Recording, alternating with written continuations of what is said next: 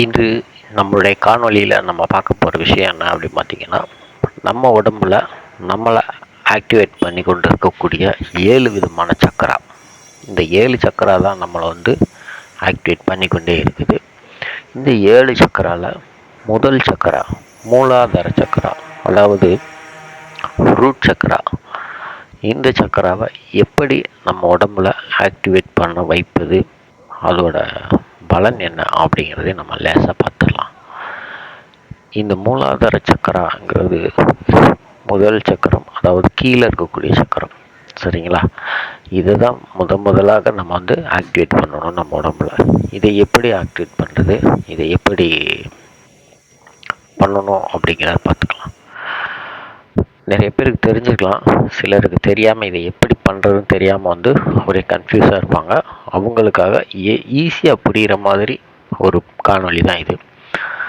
நீங்கள் ஏதாவது ஒரு ஆசனத்தில் உட்காந்துக்கோங்க. சரிங்களா? சரியான ஒரு ஆசனத்தில் நிமிர்ந்து, அதாவது உங்களுடைய முதுகெலும்பு வளையாமல் ஸ்ட்ரைட்டாக நேராக இருக்கிற மாதிரி உட்காரணும். அப்படி உட்காந்துக்கோங்க. உட்காந்துட்டு ஒரு பக்கம் மூக்கு வழியாக உங்களுடைய காற்றை இழுக்கணும். அதாவது ஒரு பக்கம் மூக்கை க்ளோஸ் பண்ணி, உங்கள் கட்டை விரலை வச்சு க்ளோஸ் பண்ணிடுங்க. ஒரு பக்கம் மூக்கு வழியாக உங்களுடைய மூச்சு காற்று உள்ளே இழுங்க. ஃபுல்லாக உங்கள் மூச்சு காற்றை இழுத்து உங்கள் மூச்சு காற்று மெதுவாக ஸ்லோவாக வெளியில் விடணும். அந்த காற்று உங்கள் உடம்புக்குள்ளே போகிறதோ நீங்கள் ஃபீல் பண்ணணும். அந்த காற்று உங்கள் உடம்புலேருந்து வெளியில் வர்றதே நம்ம ஃபீல் பண்ணணும். சரிங்களா? இது ஒரு முக்கியமான ஒரு விஷயம், ஒரு பாயிண்ட்டு.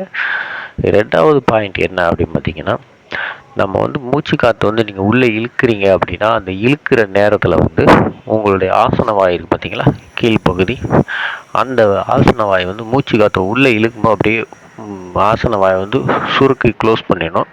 வெளியில் வரும்போது ஓப்பன் பண்ணிடணும். இதுதான் அந்த பயிற்சி. இந்த பயிற்சி நீங்கள் முறையாக செய்யணும். ஸ்லோவாக பண்ணினீங்கன்னா ஆக்டிவேட் ஆகும் கரெக்டாக.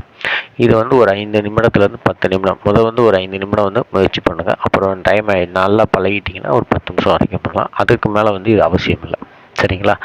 இதை செஞ்சிங்கன்னா உங்களுடைய ஆண்மை நல்லா விருத்தியாகும். அதே நேரத்தில் உங்கள் கண் பார்வை நல்லா தெரியும்.